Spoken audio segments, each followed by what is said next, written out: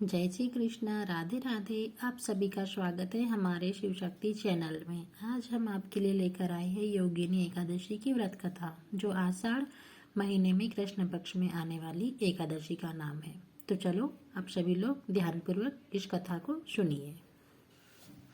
योगिनी एकादशी। धर्मराज युधिष्ठिर कहने लगे कि महाराज, मैंने ज्येष्ठ शुक्ल पक्ष एकादशी के व्रत का महात्म्य सुना।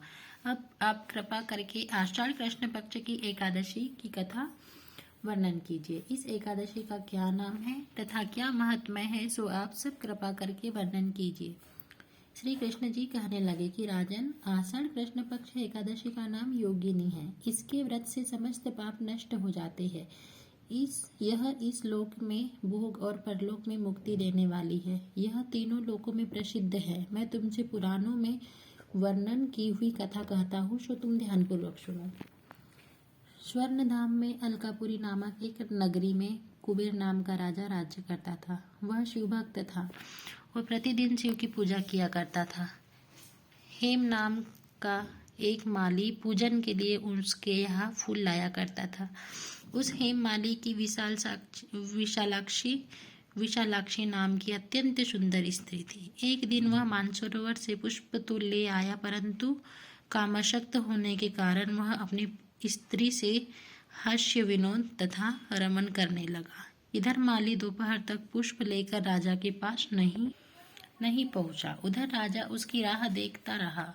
अंत में कुबेर ने सेवकों को आज्ञा दी कि तुम लोग जाकर हेम माली के न आने का कारण का पता लगाओ, क्योंकि वह अभी तक पुष्प नहीं लाया है। सेवकों ने कहा कि महाराज, वह पापी अति कामी है, अपनी स्त्री से हास्य विनोद तथा रमन कर रहा होगा।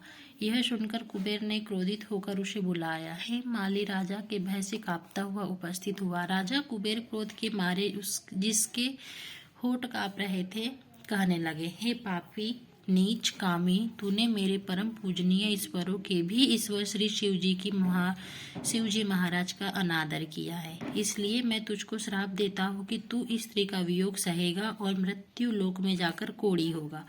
कुबेर के श्राप से हेम माली का स्वर्ग से पतन हो गया और वह उसी क्षण पृथ्वी पर गिर गया। भूतल पर आते ही उसके श्वेत कोढ़ निकल आया। उसकी स्त्री भी उस समय अंतर्ध्यान हो गई। मृत्युलोक में आकर उसने महा दुख भोगे। भयानक जंगल में जाकर बिना अन्न और जल के भटकता रहा।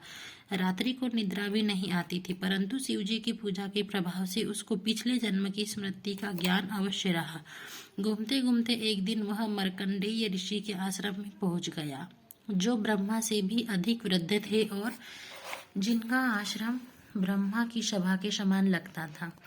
हेम माली वहां जाकर उनके पैरों में पड़ गया। उसको देखते ही मार्कंडेय जी बोले कि तुमने ऐसा कौन सा पाप किया जिसके प्रभाव से तू कोढ़ी होकर महा दुख भोग रहा है। हेम माली कहने लगा कि मैं कुबेर का सेवक हेम माली हूँ। मैं राजा की पूजा के लिए नित्य प्रति पुष्प लाया करता था। एक दिन मुझे अपनी स्त्री के साथ विहार करते देर हो गई और दोपहर तक पुष्प लेकर नहीं पहुंच सका, तो उन्होंने मुझे श्राप दे दिया कि तुझे स्त्री का वियोग होगा और मृत्यु लोक में जाकर कोढ़ी बनकर दुख भोगेगा। इस श्राप से मैं कोढ़ी होकर अत्यंत दुख भोग रहा हूँ। अतः आप कोई ऐसा उपाय बताइए जिससे यह मेरा दुख दूर हो जाए। इस पर मार्कंडेय ऋषि बोले कि तूने मेरे सम्मुख चूंकि सत्य वचन कहे हैं, इसलिए मैं तेरे उद्धार के लिए एक व्रत बताता हूँ। यदि तू आषाढ़ मास के कृष्ण पक्ष की योगिनी नाम की एक एकादशी का विधि पूर्वक व्रत करेगा तो तेरे सब पाप नष्ट हो जाएंगे। यह सुनकर हेम माली ने अत्यंत प्रसन्न होकर मुनि को साष्टांग प्रणाम किया। मुनि ने उसको अत्यंत स्नेह के साथ उठाया। हेम माली ने मुनि के कथानुसार विधि पूर्वक योगिनी एकादशी का व्रत किया और इसके प्रभाव से अपने पुराने स्वरूप में आकर अपनी स्त्री के साथ विहार करने लगा। हे राजन, यह योगिनी एकादशी का व्रत 88,000 ब्राह्मणों को भोजन कराने के बराबर फल देता है। इसके व्रत से समस्त पाप दूर हो जाते हैं और अंत में स्वर्ग की प्राप्ति होती है।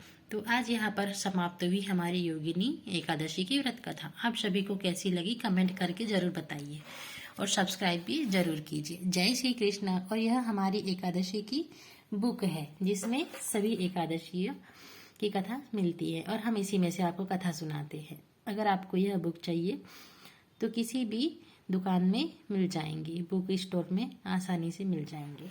जय श्री कृष्ण।